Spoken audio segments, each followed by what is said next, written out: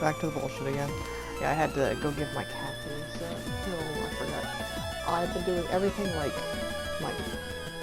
nightly stuff ahead of time, and then playing this. Like, you know, things like do the litter boxes, wash up the water and food bowl, and, you know, water bowls, the food bowl, and, you know, fill it and all that. And I forgot. I did things a little too fast, and I forgot to give him his pill. He's in the process of being naughty. I love when he does stuff like that. He's got the cupboard door open, that's where the people are able to keep the towels and stuff. Also where I store their cat food, like their soft food cans. And he's got it open. I love it.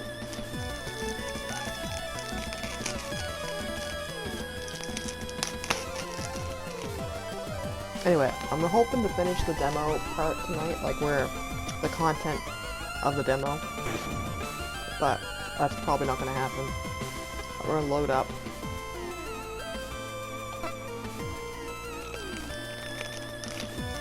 I was amazed at how many people tuned in last night. I tried to watch the chat replay on Twitch after, and it just like would not load. So we'll try again on browser. But yeah, we're at the part where you have to decide to let Hanson out or not. And I didn't the first. I'm not going to the first time, because you get two chances to do it. And I'm just gonna let him be. The first time he can cool out. Like, we don't need him skulking around in the dark without how hostile he is. Especially when we got stuff to do. Like picking fights.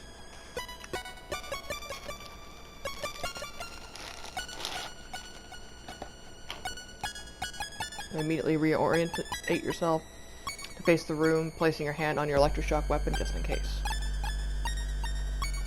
As you scan the room in the dim lighting, the banging continues, and you realize it's not coming from anywhere in the central hub but one of the elevators. Yeah, I'll go back a bit to the log.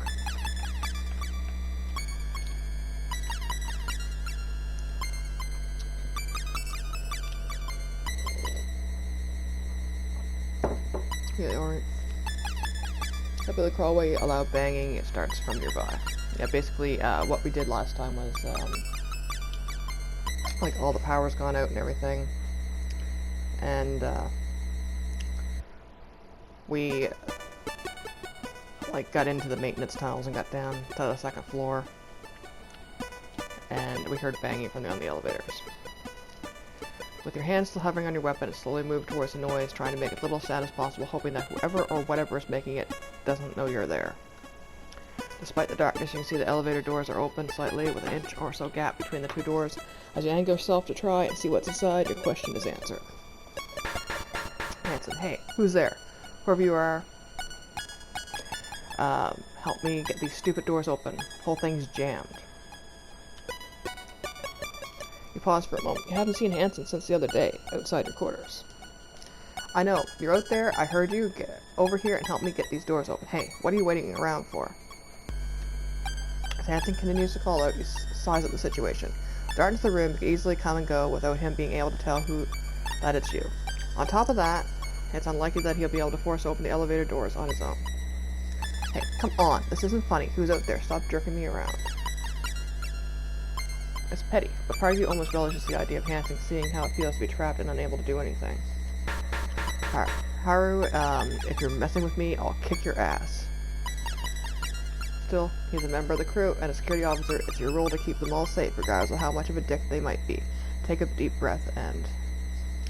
yeah. There's the option, you know, to, with this, you get two options, and, it has consequences, like, but I don't know if, like, how big of consequence it is, to leave him there the first time or not.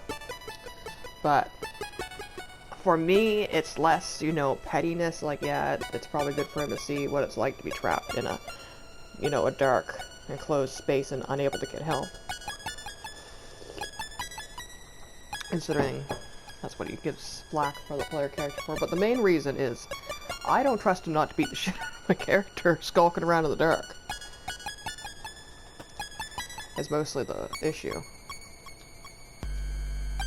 So we're gonna leave him there. Hold it for a second before releasing as quietly as you can. Step back slowly, doing your best not to let your footfalls make any sort of noise. You look around and can't make anyone else out in the area. You can to yourself rationalize that's not as if Hansen would be much help if you let him out. At best, he'd get in the way. At worst, he might have another fight in our hands. For the time being, at least, he's probably better off where he is. Yeah, like, we'd hate to have to shock him. Hey, come on, let me out.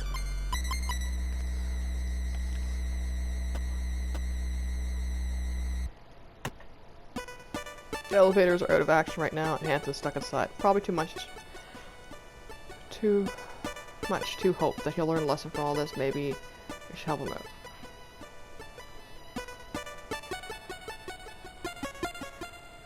Action right now, Hansen. Yeah, like even the hints are like, maybe you should help him out. You normally hear noise from the entry room, even all the way up here. Once you get used to it, you stop hearing it, but now it's gone. The silence feels louder somehow.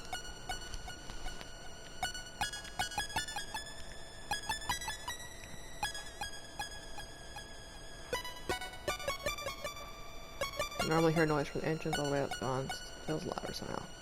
Can I talk to him from in there?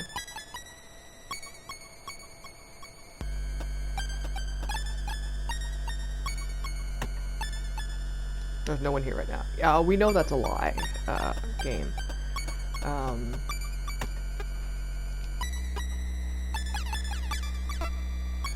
Anyway, here we go, get the gun dog. So we are gonna save. Now that we've made that choice.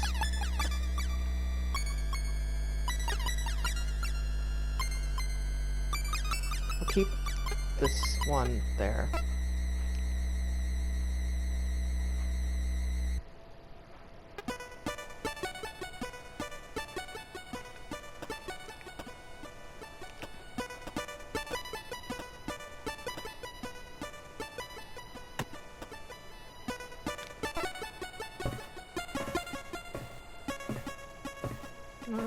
As you leave the central hub and enter the long corridor that comprises the off-thoroughfare, the first thing you notice is the sound of steps on metal flooring ringing out and echoing away down the corridor. Normally, the vibrations for all the engines would dull this noise, and it'd be barely perceptible over the low and steady rumble. You got to the point where you didn't even notice the constant noise down this end of the ship, but now that the corridor is silent, its absence hits you.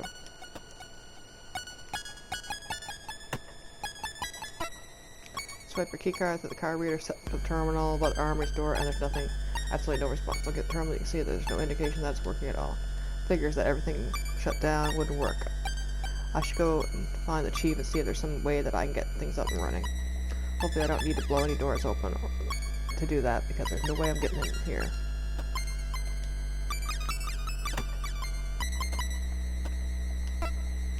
At the end of the aft thoroughfare, there's a corridor that would normally transition from corridor into the engineering department. Instead, you're met with a substantial blast door with the words engineering stenciled on it. You run your hand over the surface before rapping on it with your knuckles. Rather than the low ring, which would indicate it being a relatively thin door, returns a higher pitched noise, indicating that it's specifically thicker than normal. Unlike the rest of the doors on a ship, which are designed entrances and exits, you can tell that this one exists more to block one section off from the other. If you instantly dismiss any thoughts of forcing it open, it's likely that even the constant armory could shift it. After a minute or two of fruitless inspecting it, shrug it to yourself. The only thing you can do right now is hope that the chief is nearby. Hey, Chief! Pound the door with your fist, hoping that the sound makes its way through. Chief, can you hear me? I need to pound the door and yell, stopping every so often to hear if there's any kind of response. Chief, I'm out here. Chief, hey. After a few minutes worth of attempting to make contact, you stop, flex your finger on the right hand, crack your knuckles, and try and dismiss the discomfort. Given the size of the engineering department, you begin to think about how close Chief would need to be to even hear you, and the odds of that happening. Before you can resume your attempts, though, you hear a dull, repetitive thudding coming from the other side.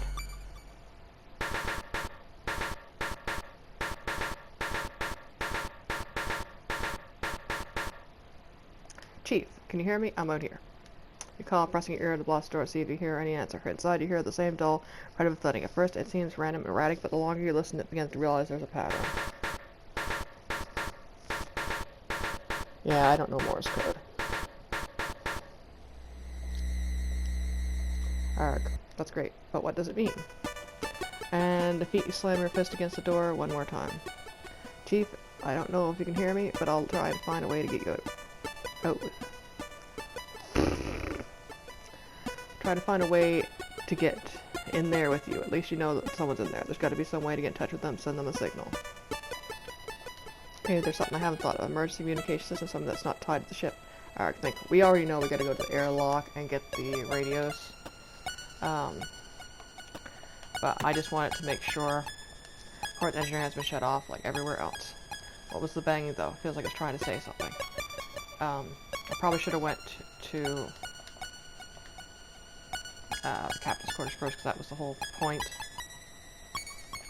Armory, I don't think there's going to be anything there that will help me out.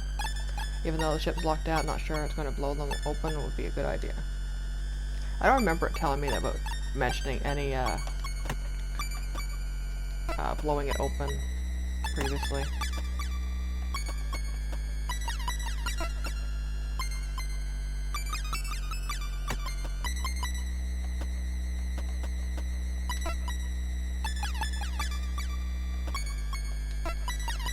Doors that make up the entrance hangar remain steadfastly closed despite your best efforts. Although terminal inside is dead, just like all the others, you attempted to open the double doors through brute force since the hangar seemed like your best bet to access some helpful equipment.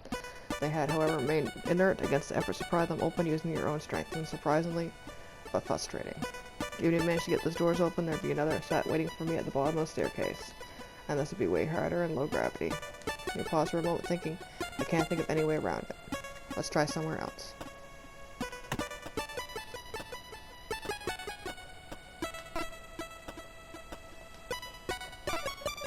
I'll kill for cough right now, but I don't think there's anything in there that will be helpful. Like everywhere else on the ship, so far you've met with an unresponsive terminal shut door. You know not to expect much, but you try anyway, knocking on the door and calling out. Hey, Gunner D's, can you hear me?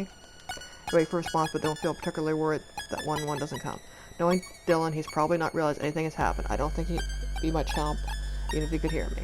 At least someone's probably having a good time during all this. Actually, no, I think he's probably knows there's nothing going on because of the, you know, the screens would be all off. Crew quarter door 1, crew quarter 2.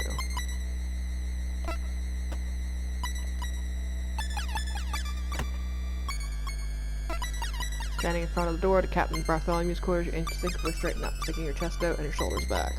You know that your access card doesn't have the encoded permission to allow you to access Captain's quarters, and even if it did, the terminal inside of the door is lifeless as the rest of the ship. Instead, you bang forcefully on the Captain's door and shout, Captain Bartholomew's, it's Lieutenant Knight. There's been a system failure, and Captain Quinn is incapacitated. We need you to give the emergency input codes to restart the ship's central computer. After waiting for a few moments, you press your ear up against the door, seeing if you can hear any signs of life. With experience, you know that the crew quarters doors aren't as substantial as some of the other doors on the ship. It's not uncommon to know the exact schedules of other crew members based on sound alone. Yeah, or if they're getting, you know, get on with their girlfriend. Captain, it's an emergency. You wait a little while longer, but still don't hear anything. Alright, damn it. Slamming your fist on the captain's door in frustration, you turn back. You'll have to figure something else out. Look at Quinn's door. Kathy's quarters.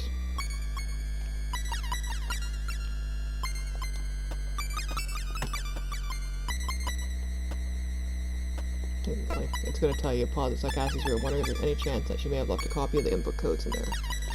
Don't dwell on this thought long, as quick, and especially the terminal next to the door shows it would have just like the others.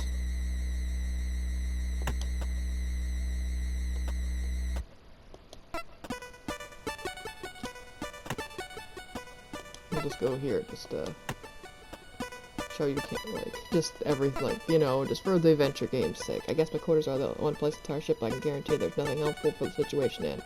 I enjoy a well-earned rest later. Hopefully.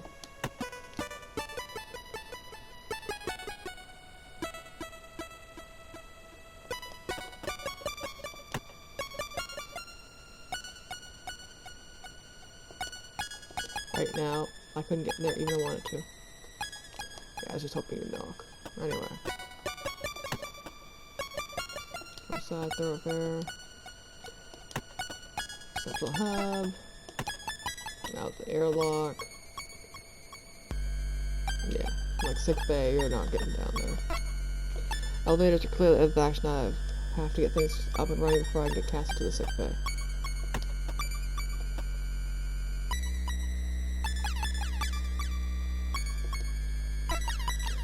As you enter the airlock, hatch door looms large in darkness. A shiver runs through you, and you rub your forearms. It wasn't something you'd notice until now, but as you feel the goosebumps that cover your skin, you realize the ship's temperature has dropped noticeably. I've got to find a way to get things up and running again.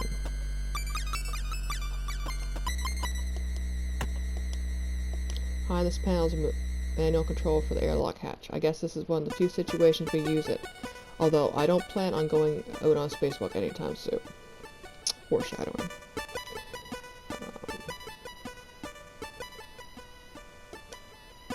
Dead. No time for stargazing anyway.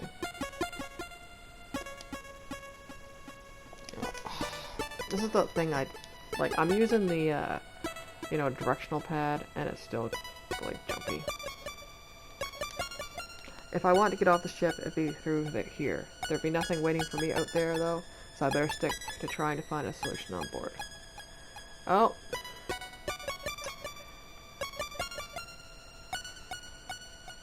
Yeah, this often leads to additional errors. I was told, specifically, by the developers to ignore this. Emergency spacesuits for the use of Venice ship depressurization. Failure with life support systems, or if the crew of abandoned ship. Hopefully I can get this solved without needing extra air supply. Wait, I've just changed the batteries on these to make sure the radios will work in emergency. I wonder if any of the other radios on board will pick up the signal.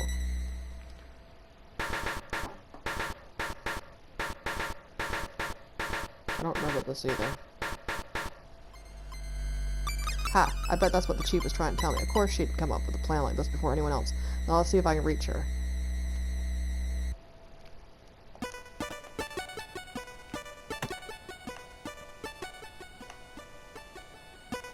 Come on, you can do it. There we go. Yeah, also the input's not always like sometimes you have to double press it. Grab the handle of the suit's container and twist. The metal on your hand is noticeably colder than the touch than it was the last time you were here. Once the door is undone, the lock is undone, you open the door, embracing the suit with your left hand, grab the radio with your right. As you disconnect the radio unit from the breast panel, spiraling plastic cord that connects to the suit comes with it. Turn the radio in your hand, you find where the cord connects to unscrew the attachment point, allowing the cable to spring back towards the suit. You quickly extend the telescopic antenna and flick the power switch, which causes a sound of whining static to fill the previously silent room. You slowly rotate the tuning dial, working your way through the frequencies until a familiar voice comes out from the tinny speaker. An emergency broadcast from Chief Engineer Mackenzie Cathays of the JFS Gundog to any JFS Gundog crew members or any JCF ships nearby. The Gundog has suffered complete system failure and assistance is needed to get them back online. I repeat, this is an emergency broadcast from Chief Engineer Mackenzie Cathays of the JFS Gundog and any JFS Gundog crew members or any JCF ships nearby. The Gundog has suffered complete system failure and assistance needed to get them back online. Chief, this is Lieutenant Knight reading you loud and clear. I've managed to get an emergency radio from one of the suits in the airlock. I'm able to get around the thoroughfares and to the bridge, but I can't get anywhere else. It took you long enough. What the hell's everyone been doing this whole time? You're just about to push the button to send a response, but the chief cuts in. Anyway, you're in touch now. That's what counts. You said that you could get to the bridge. Is that right? That's right. Then get back up there and get the captain to give me the input codes to access the main computer so that I can get the ship running again. Slight complication, Chief. The captain's taken sick. She's not on the bridge. Classic Bartholomew. Yeah, she knows what's up. Then get back up there and get Lieutenant Commander Quinn to give me the input codes.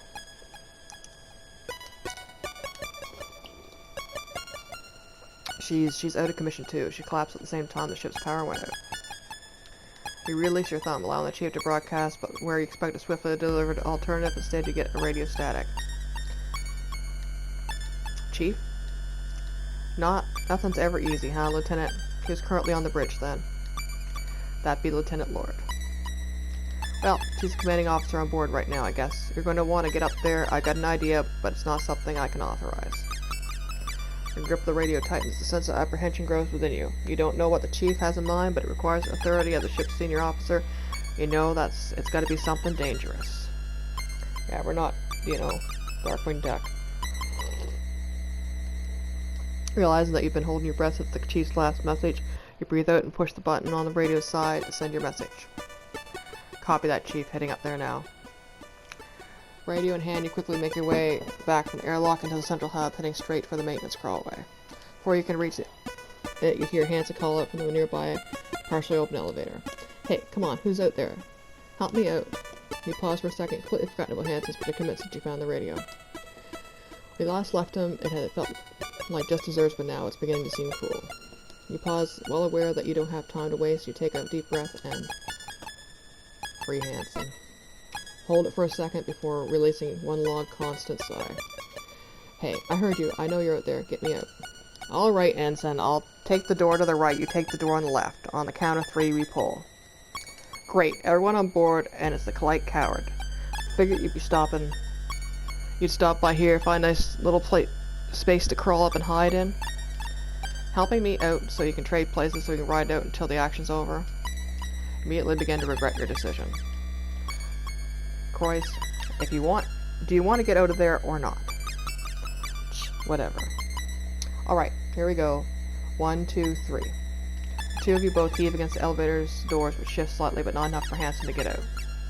Okay, again. 1, 2, 3.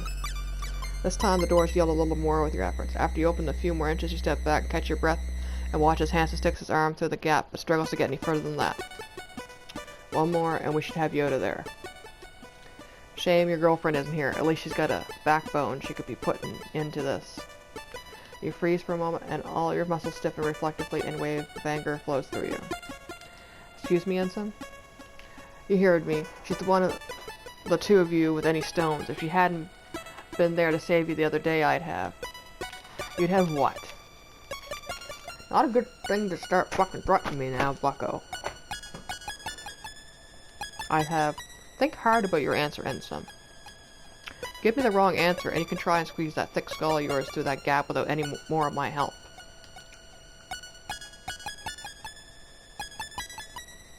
He's thinking it over, too.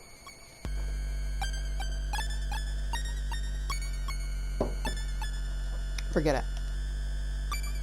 That's what I thought. Now get ready. Alright, here we go.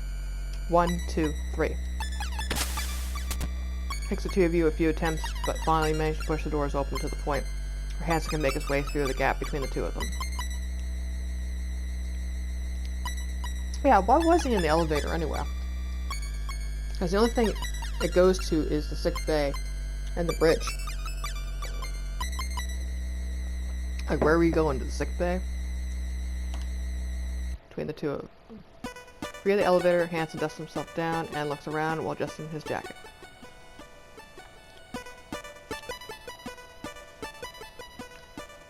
So what the hell is going on? What happened to the ship? Why is everything stopped working? There should be backups or something, right? You pause for a moment. Despite having been on the bridge when everything went wrong, you probably have as much of an idea as Hanson would. Honestly, we've got no idea. I was on the bridge when it all happened. We made contact with the O'Brien. There was this flash, then Commander Quinn had been knocked out. All the systems were offline, even the backups. I managed to get off the bridge using the maintenance crawlway. Now we're trying to figure out a way to reboot the computer to get everything back online. It's just great. I knew the ship was a piece of junk the moment I stepped aboard. Said you guys had a plan to get things up and running, yeah? Yeah, kinda. Great. You can handle that? I'm gonna go check on the crew. Have you seen Haru? No, I haven't run into them. Okay then, I'll try their quarters. With that, Hanson heads into the dark towards the Forsyth thoroughfare. He stops briefly, turning to face you. Lieutenant. Thanks, or whatever. Pilot quickly turns on his heels and disappears into the darkness. Don't mention it. With no more time to waste, you quickly head back to the crawlway. It only takes you a moment of groping around in the darkness to find a ladder rung before you're on your way back up to the bridge. As you climb, each rung that you grip is cold to the touch, and the air that you breathe is a brisk chill to it.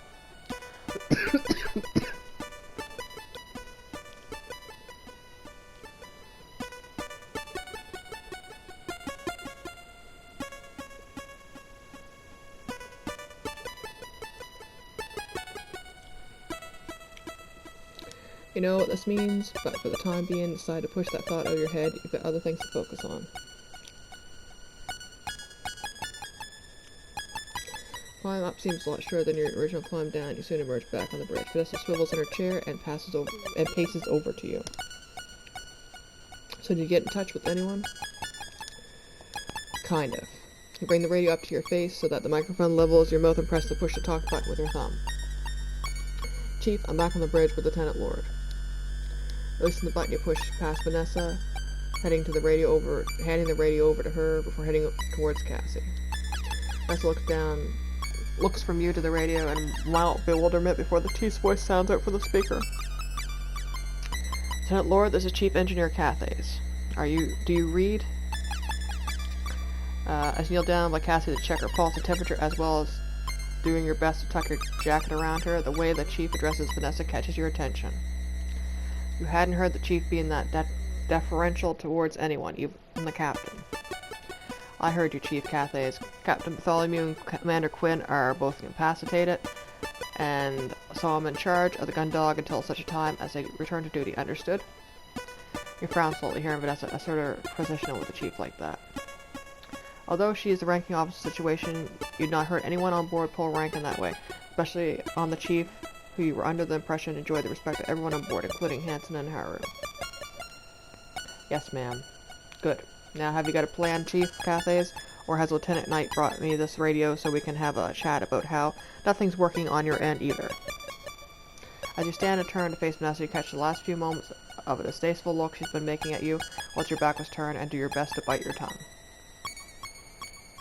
Yes, ma'am. Lieutenant Knight has explained to me that both the Captain and Commander Quinn are out of action. So I'm aware that neither of them will be able to help me input codes required to reactivate the central computer. We know that Cathays was the solution. The only hope we've got right now is that the Captain has copies of the documents that contain the access codes in her quarters. If someone can get in there, then they can get the codes and tell them to me, letting me reactivate the ship's systems. If we've been able to get into the Captain's quarters, we'd have done that already. The whole ship's in lockdown and there's no way to get in there. Notice the slightest pause before her Chief responds. You could be projecting, but you get the impression that she's just sped up as you are. Not quite, ma'am. Although all the terminals and most of the hardware on the ship is dependent on the central computer, we've got a tool that we can use when something needs to be disconnected from the system. We use it for maintenance or debugging, the PST, or Portable Sub-Terminal. It's effectively a standalone power pack with a microcomputer built in that provides enough power to activate the hardware attached to the terminal.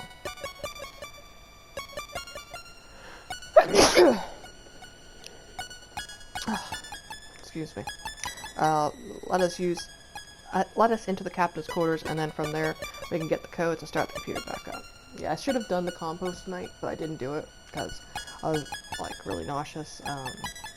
For those that don't follow me regularly, I have a lot of stomach issues. Like I have a hernia, and I have a big ulcer and some valve problems. So sometimes smells and stuff really make me nauseous. And I was like, I don't think I can do that tonight. And also I kind of didn't want to do it tonight because it's fucking cold. I think it's check the temperature. Yeah, it's minus 16 out. Not as bad as it was the other night. It was minus 25. It smelled like ice rink when you go into it, like that Frozone smell, like when they're cleaning the ice and stuff. Oh, it was cold. Captain's quarters, and then from there we can get the codes to start the computer back up. So where is the PSD? It's in the hangar. We can't get in the hangar either. I know you're stuck in engineering, Cathays, but the story's the same for the entire ship. Another silent follows longer this time.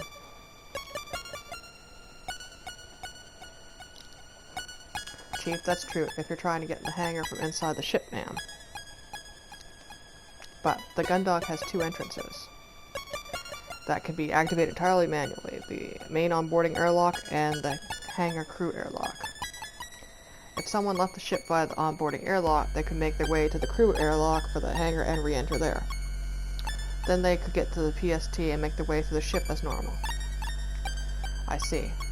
Correct me if I'm wrong, Chief Engineer Cathays, but aren't you yourself and Cadet Grange the only crew on board qualified for extravehicular activity in space? And you're currently stuck in engineering whilst we can't get into contact with Cadet Grange to just bring us the PST? Yes, ma'am. You begin to feel a knot in your gut and eternally curse at Dalton for not having picked up enough of the Chief's know-how to have found an emergency radio of his own. And policy dictates that all EVA needs to be commanded by an operations officer. The knot in your stomach tightens as you take a deep breath and Vanessa's eyes are now locked on you. Yes, ma'am. The slightest hint of a smile forms on Vanessa's face. Well, Lieutenant, looks like you're going for a walk. Yeah, fucking hell.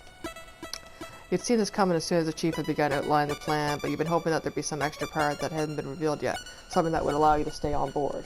Well, we could send Vanessa. Faced with Vanessa's directness, the knot in your stomach tightens further. A sense of nausea rises from your gut. Fine. Come on, you can do it. Just giving it a moment to make sure it's not gonna skip. Some people took well to spacewalks, some even enjoyed them, so much that they take on careers in colony construction and repair, where they spend more time in the vacuum space than they did inside the colony or on ships. And we're not one of those people. You'd only ever left the confines of a ship or colony a few times in your life, and almost all those had been evacuation drills that you'd been through in school or during citizenry courses. On every occasion that you can remember, you reacted badly, but managed to keep it to yourself. Something about being out in the void and attached on an attached clip or handrail away from drifting off into the endless nothingness of space had always filled you with dread. Yeah, that's a mood. Knowledge that you were a slip away from disappearing forever, irretrievable and helpless. But despite all that, you knew full well from Nessa's discussion with the Chief that there was not going to be any way around doing this, and right now you were the ship's Cassie's only hope. As much as you hated the sound of it, the thought of it, you pushed back against the fear that had been rising up inside of you. Taking a deep breath, you resigned yourself to what you had to do. Fine, I'll do it. The Chief can walk me through everything that I need to know on my way over to the airlock. The dashing security officer diving headfirst into danger. Isn't she great, Lieutenant Commander Quinn? So selfless. Vanessa rolls her eyes, covering her mouth with the back of her hand and putting on a mocking tone. Oh, my hero, so brave going into space to save us. Only you can. You snatch the radio off Nessa and turn your back to her, heading towards the maintenance crawlway. Like, I don't get... There should be two radios. Why didn't we take, you know, one to have for Vanessa and one to have,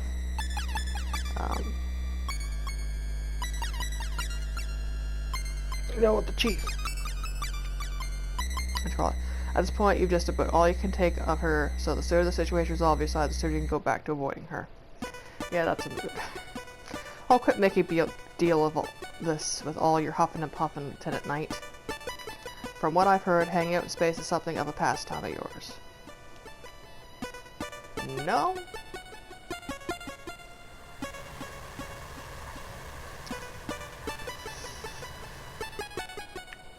With that comment, you feel like your heart's dropped out of your chest.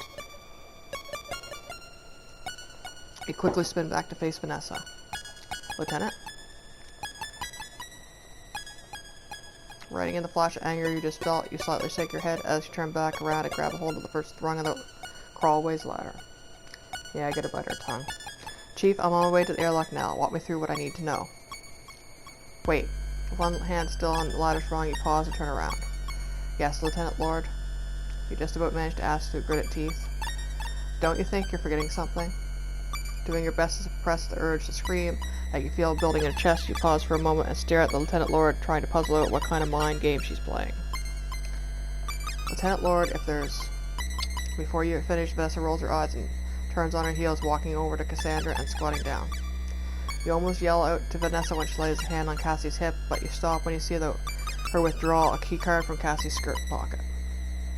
Holding it between her thumb and forefinger with the floor, she waves it at you and stands up to walk back over to you.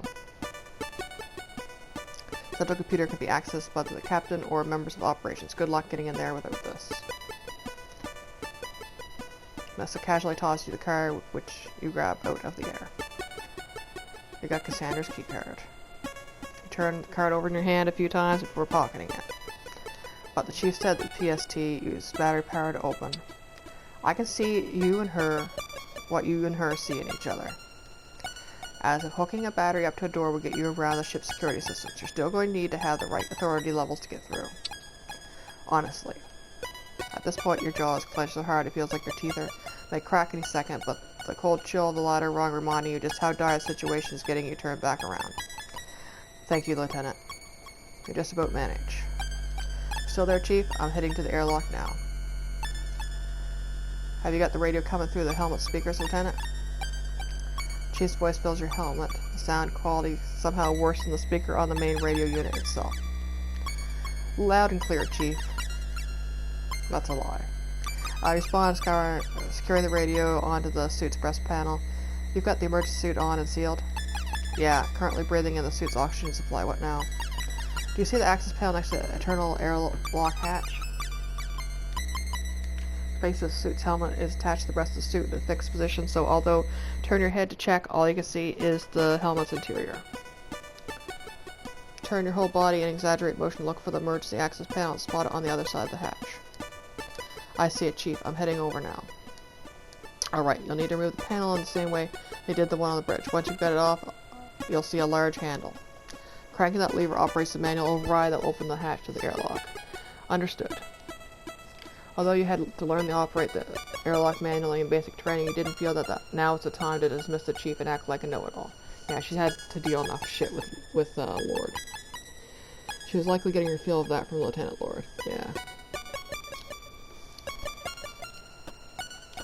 Look at our items first. Cassandra's keycard allowed me to access things that my card doesn't have clearance for.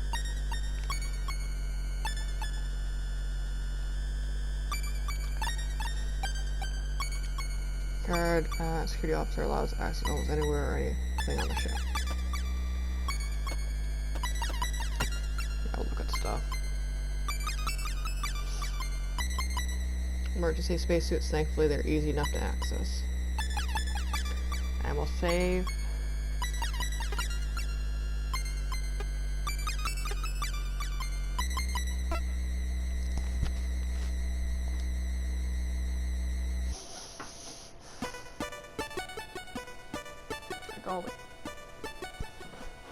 Yeah, all the cats are gone.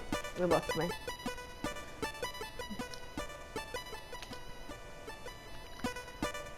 Surprised we didn't get a Renpy error. Yeah, I was thinking, like, you know, how they're working in, on the second game. Because Stories from Soul is meant as, like a series. And then I saw, them talking about how they don't want to use Renpy again, so, like, my thought was, like how Julia has with, you know, Crimson Diamond, how that, you know, it's going to be easier to make the sequel because now you have all the coding and all the assets. Now it's kind of like, well, at least you have the assets, but I guess you can't, you know, say you all have all the coding because it's gonna, you know,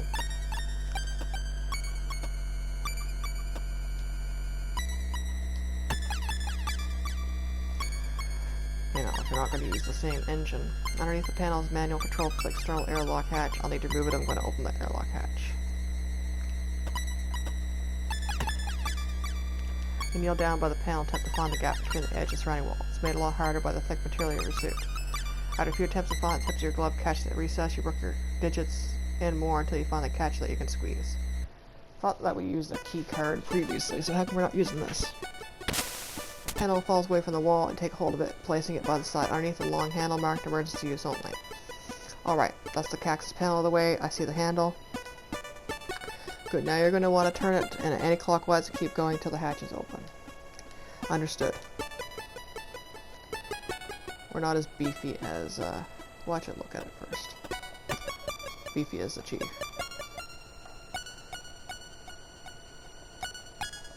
This is what's going to get that hatch open. If I remember my training right, this is going to be a pain in the ass.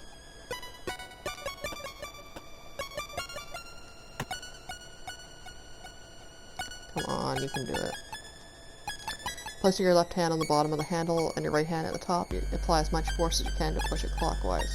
Initial heave barely moves it despite your effort. Come on. You grip the handle again and place your entire body weight behind your effort to shift it. This time it moves more noticeably, but when you look at the airlock hatch, it doesn't appear to have opened at all.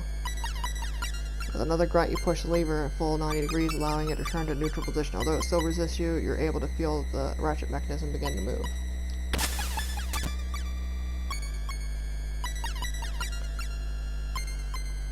Nothing's. You push the handle 90 degrees again before letting it reset. Ever. You adjust your grip and push the handle again. Easy. You complain through the gritted teeth as you feel the mechanism slowly but surely moving a little bit each time. As you carry on this process of straining against the mechanism, you complete the crank after crank. You hear the mechanism of the airlock grow and strain with each turn.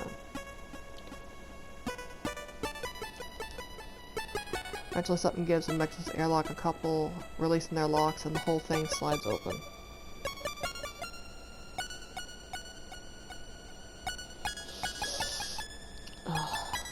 Nose is stuffed.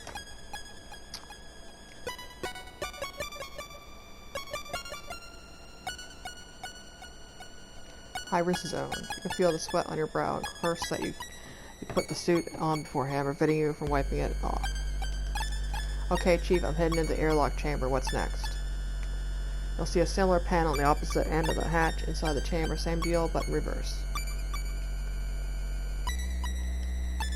Makes sense. Okay. Once inside the airlock chamber, you spot an identical access panel and quickly get to work. Unfortunately, it's just as hard to close the hatch as it was to open it.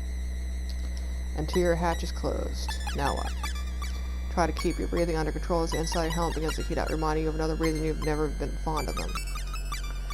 What you're going to need to do next will be the vent, the air, and the chamber, and then open the exterior hatch to start with. Chief walks you step by step through the process required. Although you remember most of this from training, you're thankful for the help as a few parts that slipped your mind. Carry on following the Chief's orders until with one final momental heave, get the exterior hatch opens. You step away from the lever and hold it over to the opening. Seeing the stars in front of you, rather than through a terminal or a view screen, fills you with the familiar dread you'd felt on the bridge. Alright, Chief, I'm heading out. Pressing firmly on the switch on the suit's breast panel, hear a momentary high-pitched whine as the soles of the boots are drawn towards the airlock floor. With the electromagnets now active, each step is an effort, but at least you know you won't go hurtling into space. You put one foot right on the edge of the airlock hatch and stare out into the emptiness. You see nothing but stars with light years of gulf between you and them and you.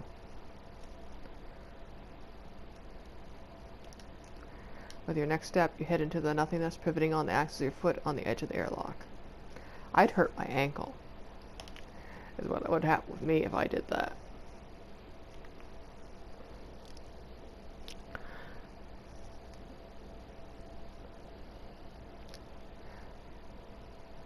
Look into the space, brace your foot back and dog's exterior hull. Step that you took in the space. Even though the ship had fallen silent since the power had been knocked offline, it hadn't been true silence. There had been the echo of your footsteps, the almost inaudible sounds of things other crew members were doing in the far-off reaches of the ship.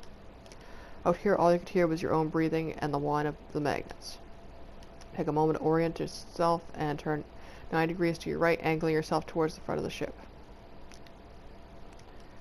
With a little difficulty, bring one foot up and away from the hull and place it back down in front of you. Slowly but steadily, you make your way towards the hangar airlock. Still with us, Lieutenant Knight? Haven't gone hurling off into space or anything? How does she have a radio? I thought we only had the one. Like, that's what I just realized. Like, as much as I hate this part with her, I can't stand her during this part. Like, how does she even have a fucking radio? You roll your eyes as you plod forwards. Still here, Lieutenant Lord? Good, good. What's your ETA on the hangar airlock? Quickly do some rough maths around what you know about the Gundog's dimensions. Airlock's around the midpoint of the ship, 250 meters long, about 5 minutes, Lieutenant. This isn't a Sunday afternoon stroll at the Replica Gardens night. Pick up your pace. Why don't you come do this? You allow yourself the opportunity to curse openly if necessary before hitting the push to talk button again. Yeah, there's one of the streamer that watched me last night. They have their stream is called at the Vanessa Memorial Airlock because they want to shove her out through it, and I can see the point.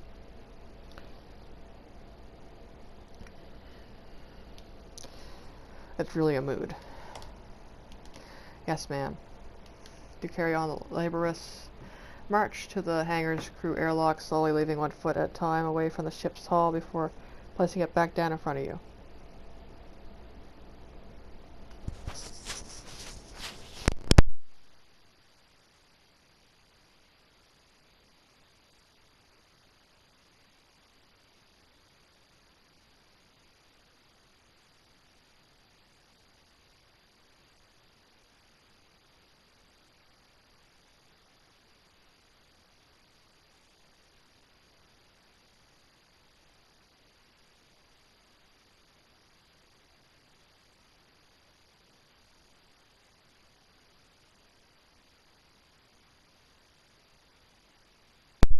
I muted myself because I knew I had to sneeze again.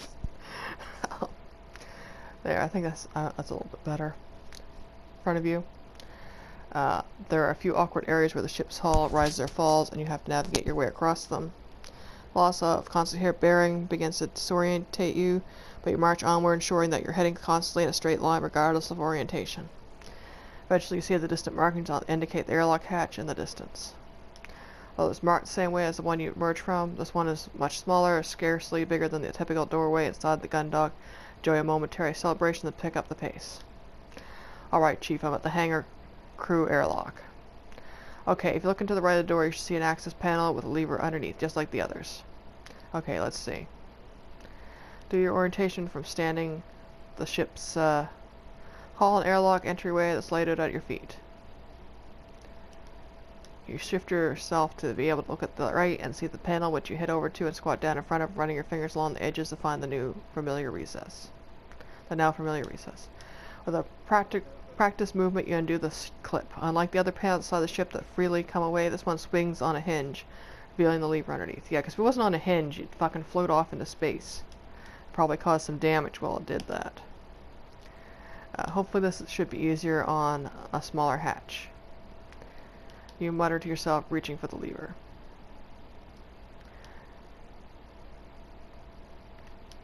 Just realized, how is this, the electronical system's up when there's no power? Chief? What is it? It's the lever. It's, you run your hand a few more times on the lever, which is visible but inlaid in the hull, perfect level with the surroundings, where it has you been able to remove the panel cover by finding the recess there. There was nothing like this here, making grasping the lever impossible. I can't get any pressures on it. It's completely flush to the hull. There's no way to grip it.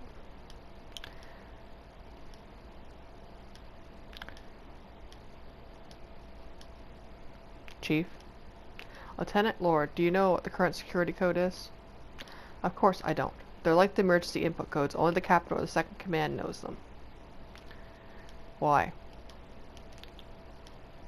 Chief Engineer Cathays, I asked you a question. There's a moment of static silence, but you can hear the chief's sigh through the crackle and distortion. In order to gain entry to an airlock from outside, you need to input the ship's security code into the number pad. It's an analog locking mechanism, but you still need that code. God damn it. God damn it, god damn it, god damn it, god damn it. You miserable excuse for captain. God damn you, Quinn, you absolute airheaded bit. Hey, watch yourself, Lord. Oh, shut up, Knight. Because of your stupid bimbo girlfriend decided that now's a great time to take a nap, I'm stuck in a dead ship running out of air. Trying to hurt your knuckleheads around on stupid pointless errands. Stow it. I'm not a big fan of this either, but right now we're the best hope the ship's got. So if you could put a lid on that gigantic bitch act for 5 minutes and help us figure out how to solve this weekend. How dare you? I said stow it. 5 minutes, Lieutenant Lord, then once I'm on board I can handle the rest of it myself. Then you can go back to pretending you're the most important crew member. This is insubordination I'll have. Alright, you two, that's enough. Both you and Vanessa snap into silence with the Chief's interjection before either of you can start up again, and she carries on a commanding tone. Lieutenant Lord, do you know how long the security code is? Do you know the punishment for addressing a senior officer like that? No, ma'am, I do not, but if it gets Lieutenant Knight on board any sooner, I'll say it's worth it. Do you know how long it is? It's 4 digits. Thank you. Now, do you have any idea? Of course I don't have any idea. It's a Quinn's responsibility to generate and set those kinds of codes. Oh, by the way, if you ever want access to my quarters, the passcode for the lock is our anniversary. It's pretty much the same passcode I use for everything. I think I might know it. What? I said I think I might know it. It's... You whack your brain trying to remember the date that you and Cassie first visited the Europa amusement park. It was... Okay, good. It's letting me do this. Problem is it doesn't give the code, and I'm worried about fucking it up because of the input delay.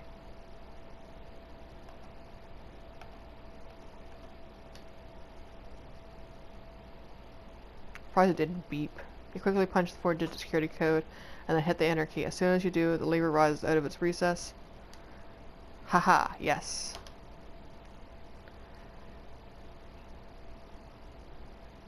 You got it, Lieutenant. It's a date.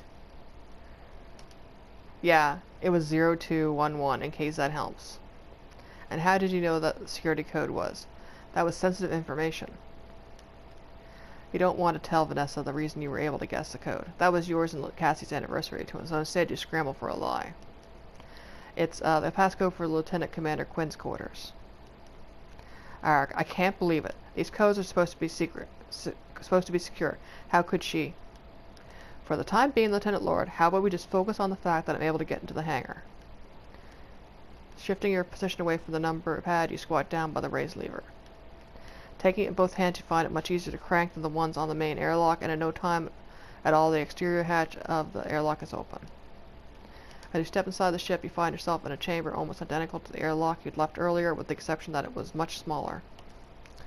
Moving quickly now, you close the exterior hatch behind you and follow the inverse process you carry out and leave the ship, pressurizing the chamber with oxygen and opening the internal hatch.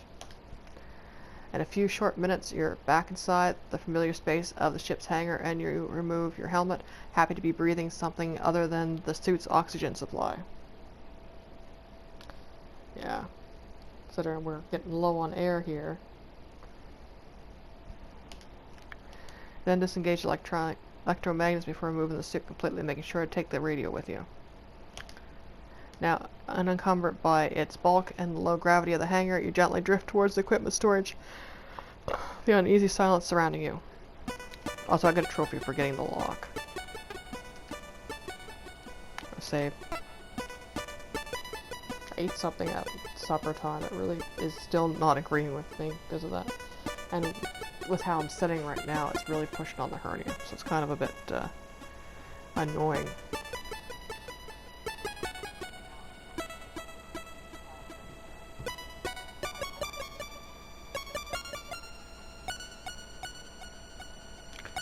Yeah, we're getting close to an hour anyway.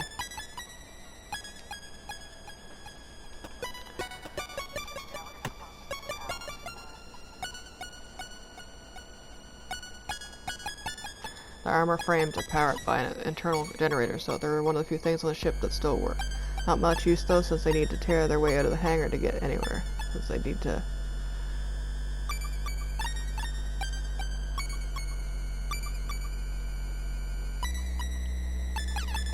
With the power of the doors not going anywhere, it's just a good thing that crew airlock could be controlled manually. None of what's doing any good right now. I'll have to look through the crates by hand.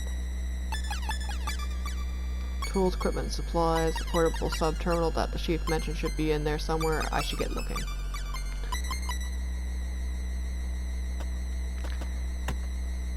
I don't see Dalton anywhere. I wonder where he could be.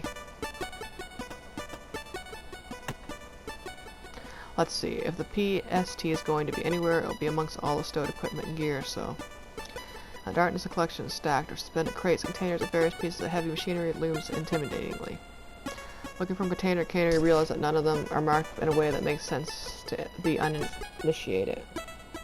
Checking your head, you search the radio and ask the chief where you'd be able to find it. Before you call her, you hear the rustle of the jumpsuits of a jumpsuit's fabric behind you moments before a wavering voice demands. Just stop right there, intruder. Identify yourself. You raise your hand slowly, be careful not to make any sudden movements. Dalton had done surprisingly well to get the drop on you, and if it was under the impression you were the enemy, he should be armed to confront you like this. At ease, Cadet. It's me, Lieutenant Knight. Lieutenant, I'm sorry, I thought that. Turning around slowly, hands raised, you smile. Don't worry about it. You did good to sneak on me like that. If I was the enemy... Pausing mid-sentence, you sigh as you realize Dalton isn't actually holding a firearm. Cadet, where's your weapon? Ma'am, if I'd been the enemy, what are you planning on making me do without a weapon for encouragement? Dalton pauses briefly and you see realization flashes in his eyes. Ah, sorry, I didn't think that. Well, I thought that, which is... Ease up, Dalton. When this is all started, we're going to go over anti-boarding procedures, okay? Yes, thank you, ma'am. Although, what exactly is going on, Lieutenant? If it was just finishing up something, then all the power went out. I haven't been able to get in touch with anyone. Takes you a few minutes, but you quickly fill Dalton in on the events taking place on board the ship, including your current objective, obtaining the portable sub-terminal. The emergency suit radios. Why didn't I think of that? Arg, the chief's going to be so mad. She's teaching me suit maintenance just last week. Arg. Hey, take it easy, Cadet. No one else on the ship figured it out on their own either, so don't beat yourself up over it. I guess. So don't worry about that. What we need now is to find the PST. Do you know where it is, Cap? I think so. Let me look. With a kick against the container next to him, Dalton propels himself towards a set of smaller crates. Once he arrives, you watch as he opens one, rummages through various bits of electronic adjacent-looking hardware, which he fastidiously replaces before closing the lid and moving on to the one next to it. Man, they like the word fastidiously. Takes the cadet checking a few different storage crates. Oh, hi, Nephew Tune. Before eventually withdraws the device the size of a briefcase. When it firmly in hand, he slowly drifts back towards you, presenting it once back. Here we go, Lieutenant. This what you're after? You got a portable sub-terminal. So this is the portable sub-terminal, huh? You take the hefty device from Dalton and turn it over a few times, investigate it from different angles. The interior is largely one-off white plastic shell with a handle attached, allowing you to carry it like a briefcase. One visible seam that runs around the casing has two conspicuous clasps that you release, causing the device part of the device to fold out, filling on board alongside keyboard alongside various screens, buttons, disk drives, and withdrawable cables. Alright, Cadet, can you give me the quick rundown of how to use this? Yes, ma'am. I guess the entry to the thoroughfare would be a good place to try it out. Sounds to be better than going for another walk outside the ship. Let's go. Two of you make your way through the hangar and up the flight of stairs that lead to the four-side thoroughfare once the top faced with the unyielding set of double doors. Okay, ma'am, first you need to take the cable from the PST and connect to the underside of the terminal next to whichever door you want to open. After that, you turn the device on, and if you do that now, I'll show you the rest once it's active. And I'm going to save, and it's going to, because this video clip is going to reach the hour. PlayStation 4 only has an hour video clip limit. I'll let that finish.